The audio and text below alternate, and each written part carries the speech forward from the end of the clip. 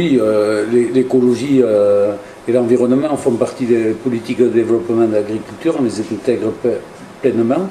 Par contre, le monde écologique, le monde politique de l'écologie est véritablement un frein à la modernisation de l'agriculture pour répondre aux attentes nouvelles, notamment en matière environnementale. Donc l'attitude des écologistes est contre-productive, que ce soit pour la création de ressources en eau, que ce soit également pour une agriculture plus propre, et notamment le plan éco-phyto, où on va perdre d'énormes moyens, alors que ça commence à marcher avec des résultats probants, avérés.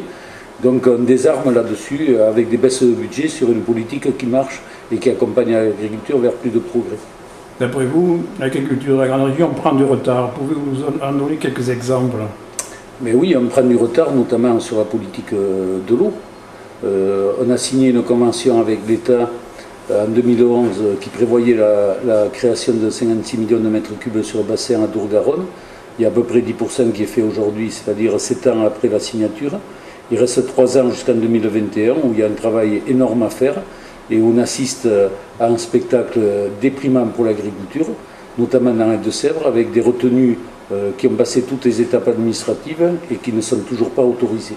Donc à un moment donné, il va falloir que l'État arbitre entre les démarches de progrès de l'agriculture et la volonté de s'équiper en ressources en eau, ne serait-ce que vis-à-vis du réchauffement climatique, et des groupuscules qui combattent toutes les initiatives que peuvent prendre les agriculteurs, pas uniquement pour eux d'ailleurs. La ressource en eau, il y a une partie de l'eau stockée qui intéresse les populations.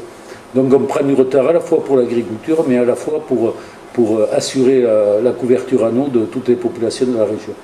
Donc l'État doit arbitrer, mais aussi la région, c'est ce que vous venez de dire en conférence de presse.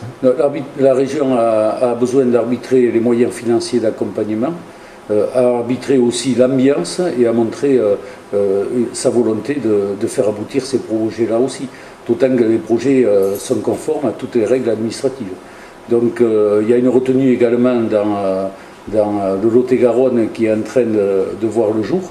Donc ces initiatives-là, quelles qu'elles soient, on le soutient à la Chambre d'agriculture et une demande d'abord à l'État mais également à la région d'arbitrer les dossiers et faire avancer l'agriculture, permettre à l'agriculture d'avancer.